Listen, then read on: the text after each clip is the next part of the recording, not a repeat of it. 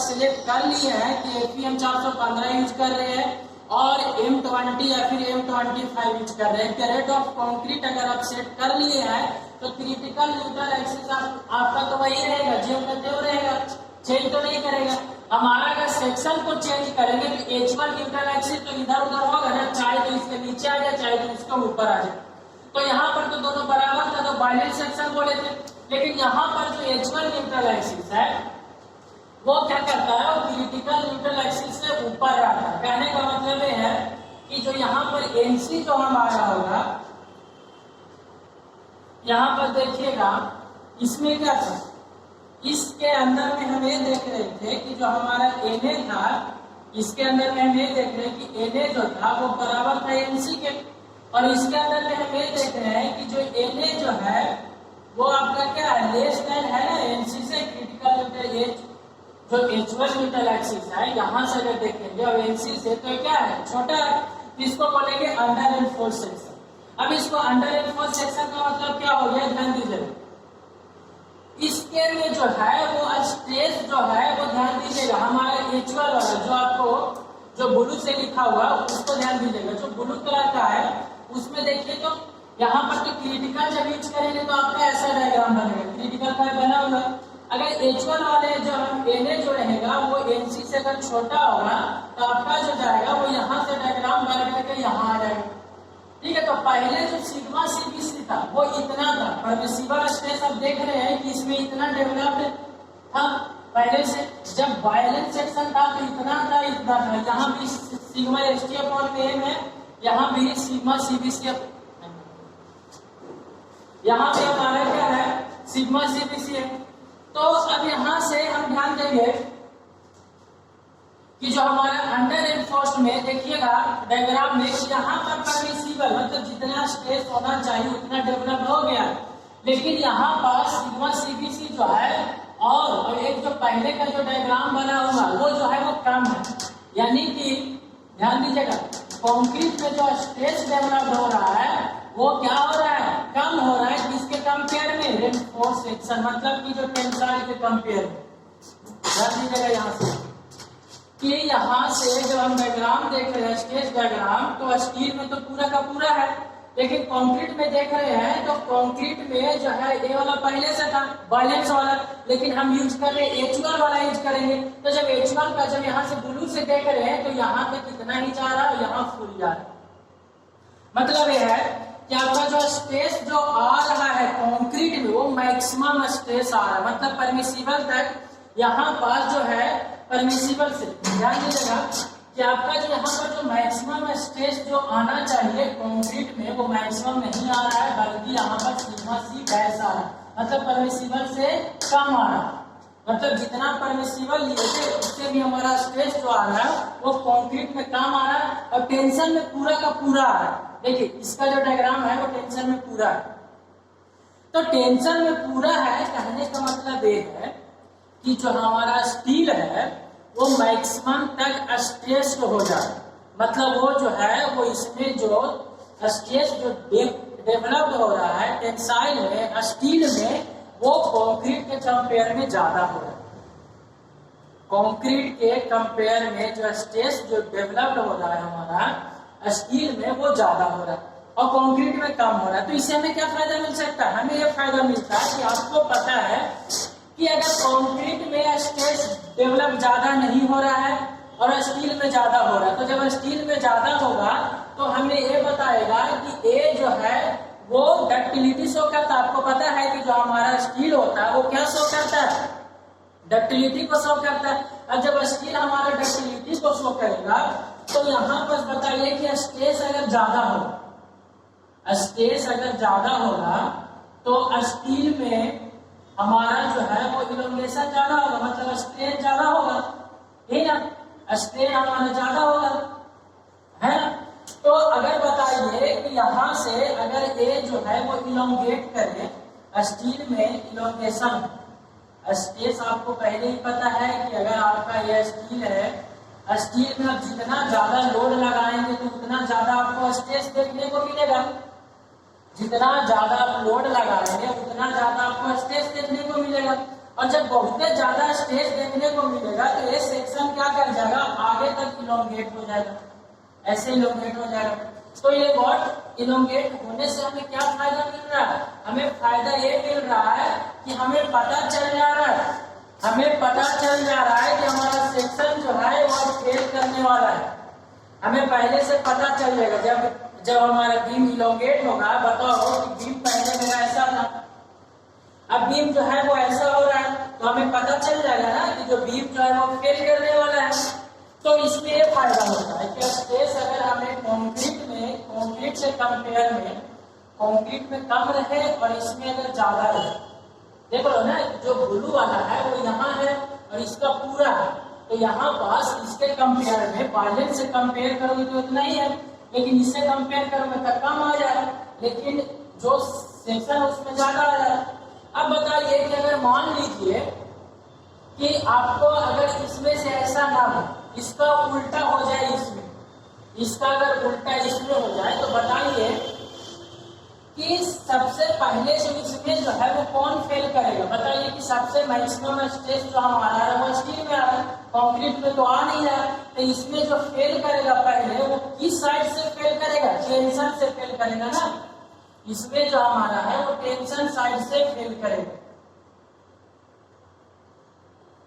क्योंकि आपको कंक्रीट तो परमिसिबल तक भी नहीं पहुंचा, उससे भी कम स्ट्रेस हो रहा है, लेकिन इसमें आपका जो है वो पूरा मैक्सिमम हो रहा है, तो फेल कहां से करेगा, टेंशन साइड से फेल करेगा। अब ध्यान दीजिए, लेकिन अगर आप मान लीजिए कि इसमें चलते हैं ओवर एनफोर्स्ड सेक्शन। अब ओवर एनफोर्स्ड का मतलब क्या हो गया, अंडर एनफोर्स्ड का मतलब क्या हो गया।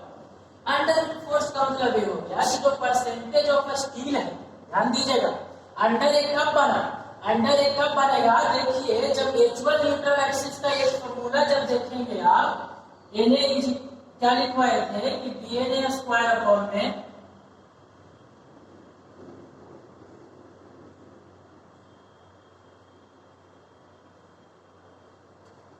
DNA स्क्वायर अपॉन में 2 d माइनस में। देखो तो इसमें एरिया ऑफ स्टील आ, एरिया ऑफ स्टील आ, अगर इस एरिया ऑफ स्टील को तुम बढ़ा दोगे, एरिया ऑफ स्टील को अगर तुम बढ़ा दोगे तो इसमें भी क्या होगा, वो ओवर एनफोर्स्ड में चला जाएगा।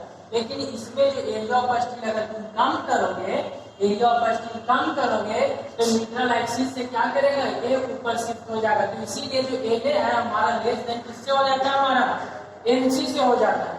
तो यहाँ पास यहाँ पर देख रहे, लेकिन अगर इसमें हमें फायदा मिला कि एक पहले आपको एरिया ऑफ स्टील जो है वो अगर हम प्रोवाइड कर रहे हैं, तो इसमें हमें फायदा मिल रहा है कि सबसे पहले तो आपको सेक्शन में वार्निंग देखने को मिलेगा, डक्टिलिटी प्रोवाइड करेगा, स्ट्रेन ज्यादा होगा तो सबसे पहले वार्निंग हमारा सेक्शन फेल होने वाला।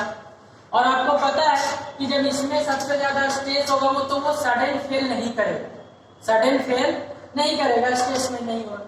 अब यहाँ पर देखते हैं कि बाइलेट सेक्शन के अंदर, मतलब इसके सेक्शन में ओवर एनफोर्स्ड सेक्शन के अंदर में क्या होगा।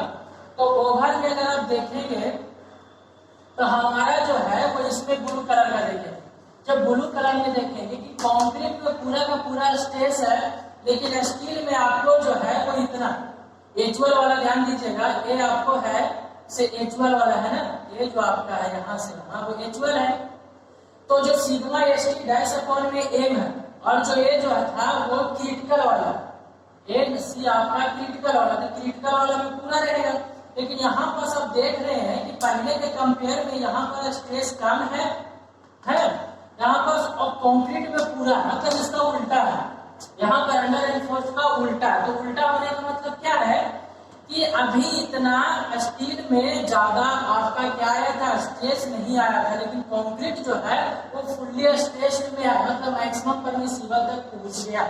और मैक्सिमम परमिसिबल तक पहुंच गया तो कौन फेल करेगा इसमें, इसमें आपका जो है वो कंक्रीट फेल करेगा, पहले कंक्रीट फेल फर्स्ट, सबसे पहले कौन फेल करेगा, कंक्रीट फेल करेगा। और इसमें सबसे पहले कौन फेल करेगा, आपका रेनफोर्समेंट में आपका स्टील फेल करेगा। इसमें जो है वो सबसे पहले स्टील फेल फर्स्ट, सबसे पहले स्टील फेल क्या करेगा, हमारा फेल करेगा।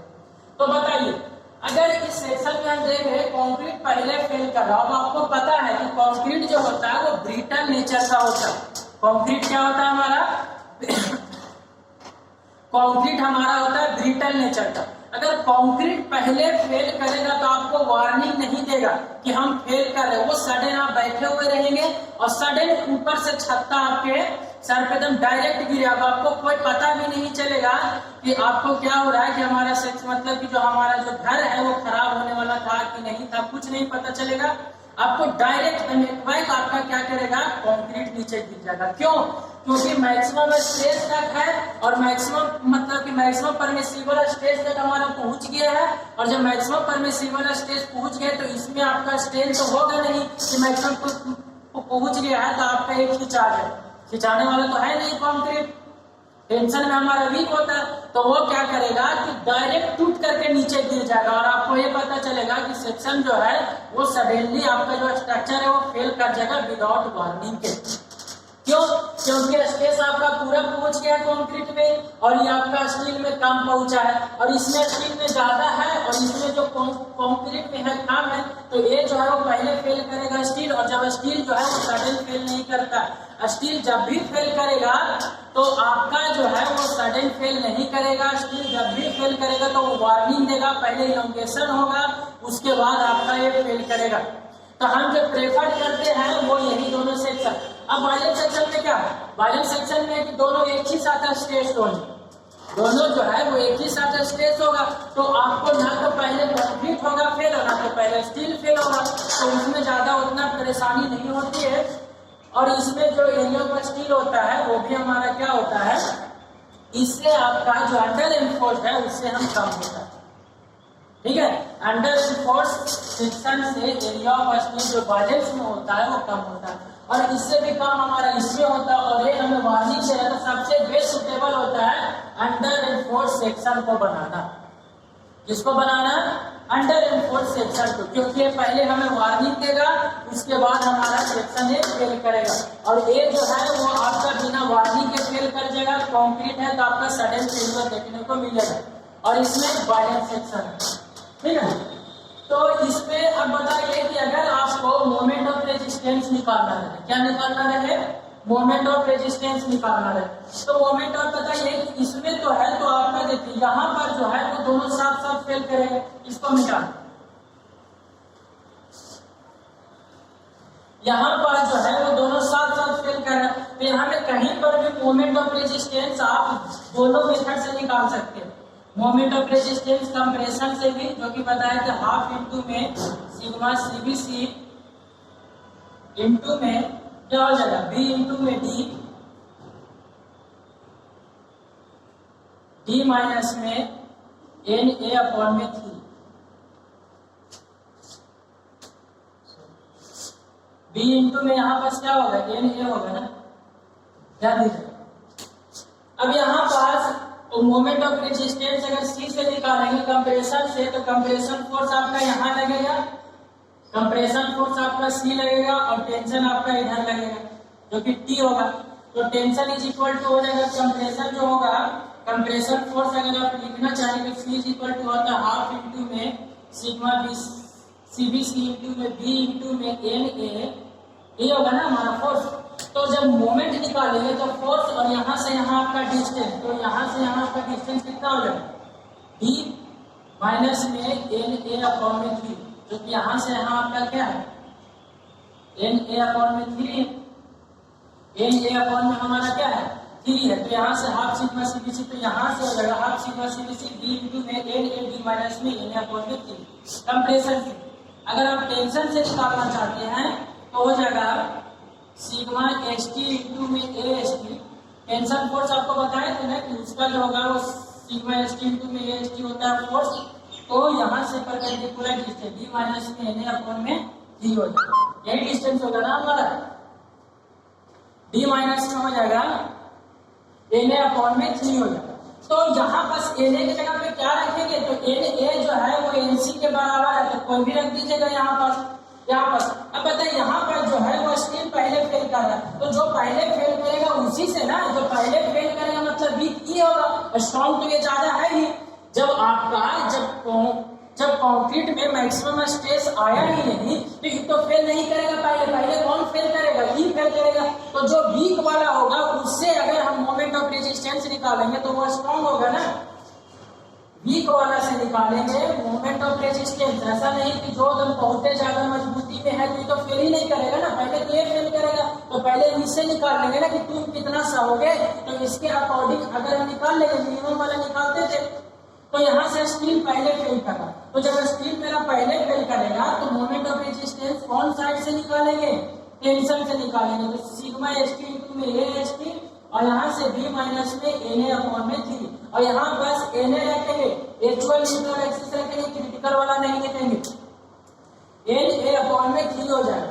अगर यहाँ से बताइए कि कंक्रीट पहले फेल करेगा तो कमजोर कौन है? कंक्रीट में पहले कमजोर है। तो कंक्रीट जब पहले कमजोर है तो कंक्रीट से हम मोमेंट ऑफ रेजिस्टेंस निकालेंगे।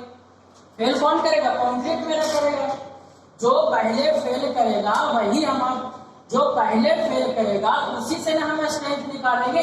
कि बताइए कि जब हम इससे मान लो कि हम इससे निकालना चाहते तो इससे तो मोमेंट ऑफ रेजिस्टेंस ज्यादा दे देगा, और जब ये ज्यादा दे देगा तो पहले और भी फेल कर जाएगा ना। तो जो वीक होगा उससे हम निकालेंगे। तो कंक्रीट में मैक्सिमम स्ट्रेस आएगा तो यहाँ से निकालेंगे। तो इसमें जब निकलेगा ये तो कंप्रेशन साइड से, तो हाफ इंटू में सिग्मा सीबीसी इंटू में बी इंटू में एन ए डी माइनस में एन ए अपॉन में 3 हो जाएगा। यहाँ पास हमारा कौन सा हो जाएगा? एन ए अपॉन में डी माइनस में। तो यहाँ से आप देख रहे होंगे कि हम इसको जो है वो आपका वायलेंट सेक्शन के अंडर एनफोर्स सेक्शन है और ओवर एनफोर्स सेक्शन है। इसको हम किस प्रकार से यहाँ पास अगर आपका सेक्शन अलग अलग कंडीशन में रहेगा तो उस प्रकार से सेक्शन को इस प्रकार से हम देख लीजिएगा कि कौन सा है कि अंडर एनफोर्स सेक्शन है, वायलेंस है। एनए निकालने के लिए बता चुके थे, एनसी निकालने के लिए बता चुके थे। तो यहाँ से हम दोनों निकाल लेंगे ना, हमें पता चल जाएगा। और हम जब सिलेक्ट कर लेंगे कि कौन सा अंडर एनफोर्स है, ओवर एनफोर्स है, तो उसके हिसाब से हम क्या करेंगे? मोमेंट ऑफ रेजिस्टेंस को कैलकुलेट करेंगे। तो इसको आप स्क्रीनशॉट ले लीजिएगा या फिर आप लिख लीजिएगा इसको।